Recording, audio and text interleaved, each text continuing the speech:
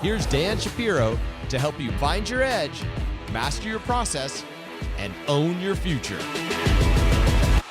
Hey guys, good evening everybody. Welcome to another edition of the AccessToTrading.com nightly wrap-up show. Hope everybody is doing well. Take a moment out, guys. Support the channel. Click that like button. Hopefully, again, I can point you in the right direction. So between now and June 6th, my son is graduating high school. So there's a lot of like pre-high school graduation festivities. That's why there was no video yesterday. So I'm going to try to make a video when I can. There's just a lot of stuff going on between, just a lot of stuff going on, right? So I'm going to try to make these videos sparingly when I can. When I don't, when I can't, I can't. There's just nothing I can do about it. But hopefully, everybody is doing well. Really good day today. Really good day. You had a big breakouts in some big names, especially Amazon. We'll get to that in a second. Overall, you had a kind of a res day today in the overall tech sector. It really does feel like there's like 4 or 5 stocks holding up the whole NASDAQ composite. And when you look at, and again, it doesn't really matter if that's the case or not, but if you look at Micron, still continues to do really well. SanDisk, at one point, looked like it was about to fall off a cliff. Was down 50, 60 points, went green on the day. Meta came out with news in the middle of the day that it is starting a subscription service on all its platforms, whether it's Instagram, WhatsApp, Meta, whatever the case may be, on AI, blah, blah, blah, blah, blah. Stock had a major surge. So when you have, when you have the leaders still leading, right? You have the leaders still leading, and then you get kind of a jolt in the middle of the day from a Meta, which is a heavy weight name on the NASDAQ, and you have a big, beautiful 2-week breakout on Amazon. Well, market is not going to die, but it does feel like there is a lot of selling pressure and a lot of names that have not been doing anything for a very, very long time. You got Microsoft, right? Had every opportunity to break out a week ago and just died on a vine. PLTR, okay? PLTR is another name. It's been building below the 50-day moving average since April the 27th. And here's a note, right? Here's a really note. A buyer came in with $1 million premium for the June 5th expiration for the 126.50 puts. It's notable because it's very, very close. It's not that far away, right? It's not that far away from losing its May lows. There's something that we definitely want to watch within the next couple of days. NVIDIA, right? Congratulations for all you guys who took, for all you guys who don't use the 34 EMA. It's been a moving average that was introduced to me only a couple of years ago. The 34 EMA and the 65 EMA, it's not really a popular one, but as you can see here, it's this red line. And it's really good, right? It holds support very, very well, and it rejects supply very, very well. So today, NVIDIA, we had a beautiful bounce off the 34 EMA, off that 208.70s level. Notable, all the way down for the last 4 or 5 days, they continuously to buy calls deep out of the money. And with this dip today, they were coming in for the weekly 215 and the weekly 220 and some 225 calls. So it's definitely notable to watch for tomorrow. If it can get back above today's channel, that will also reclaim back the 20-day moving average, and this thing could start moving higher. Let's get back to Amazon. So I got long Amazon off the 69 area. I'm down to a runner. It's trading 72.5 after hours. Took out a big, beautiful range. What sparked the violence thing, again, congratulations to all you guys who are still with it. What sparked the violence, buyers were coming in very, very aggressively for the July 17th $300 calls, right? Big buyers coming in.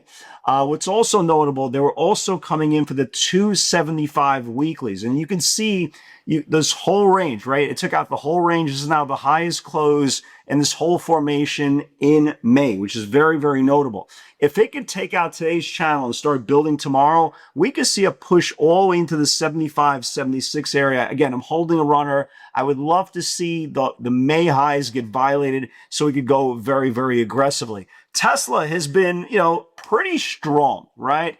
But if you've been trading Tesla intraday, I've been doing more bounces in Tesla into 60-minute support, especially in the last few days, than buying into strength. Just because if you've seen the personality in the stock for the last like 2-3 days, it gets very, very violent when it goes into strength because it gets pulled. It goes down like $2-3 instantly when it takes out a new high.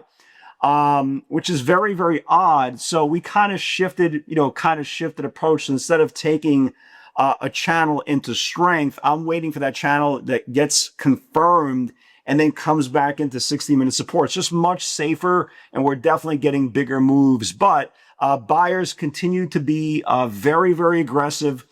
We saw a lot of 450 weekly calls coming in, but the notable June 500s and June 550 calls coming in. Yes, guys, 500 and 550. So I definitely want to watch Tesla tomorrow above today's channel. And if we could get back above today's channel, then we have room all the way up to the May highs of 453. So it's definitely notable to watch for tomorrow. After hours, what's going on? Marvel, who's been an absolute monster, right? Big monster like everything else. Had a little bit of a profit taken today after a big run up into earnings. And as you can see, it is popping back up about $12 or so. I don't know if it's going to hold. Again, good numbers, beat the top, beat the bottom line. But again, with earnings, as of right now, it's up $10, $11 after the close. A big buyer came in for the weekly 250s, a little bit of a romantic bet, a little bit of an ambitious bet. But again, they were banking on the continued euphoria. We'll see if Marvel could sustain its gains. One name that's surging after hours is Snow, right? Is Snow. Again, bang up quarter, really big, huge quarter. Beat the top, beat the bottom line. Really aggressive numbers here. Up 30. I mean, big move here. So can it possibly wake up the whole software group? Let's see what Microsoft is doing. Yeah, it's doing nothing. I don't know what the deal is with Microsoft, but if Microsoft can't go up on a software explosion on Snow's catalyst, I don't know what to tell you. But I am definitely watching Microsoft the next couple of days, again, if it can't rally. Some notable names, right? Some notable names we should definitely watch for tomorrow's session. Look at LUMN. Nice looking chart. Not really familiar what this thing is. I saw some call buyers come in. Watch this thing if it gets above the May highs. This thing looks really strong. We talked about Amazon. We talked about PLTR. Google got rejected today at the 10-day moving average. It's kind of starting to develop a range just like Amazon. I want to watch this thing. If this thing can get back above the 10-day moving average, I did see some weekly $400 calls come in, and Google is setting up just like Amazon. It's just a little bit of a different kind of a formation, but it's definitely setting up kind of like Amazon. So if it could get back above the 10-day moving average, I definitely want to go long. CRWV, it's not an imminent, right? It's not an imminent chart. They got hit today. I believe they had some sort of conference, whatever the case may be. They did have some good things come out of that conference.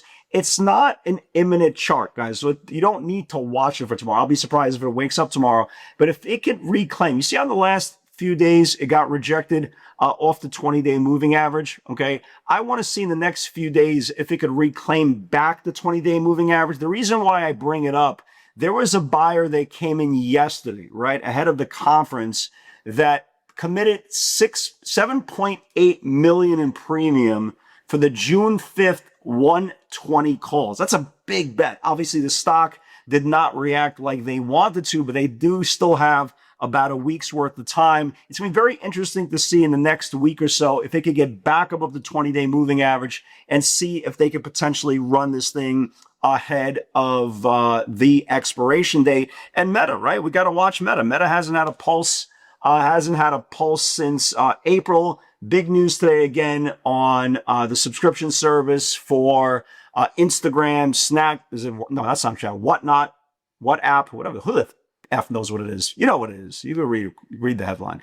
Anyway, I want to see if there's a day 2 for this thing. If they can reclaim back the 150-day moving average, maybe Meta actually goes on a run and joins the living. So again, pretty productive day today, guys. Amazon was definitely awesome today. For all you guys who caught that awesome bounce on NVIDIA off the 34 EMA was awesome as well. Again, good action, good action, and we'll see how long they can sustain it. The one stock I am going to watch tomorrow, just in case.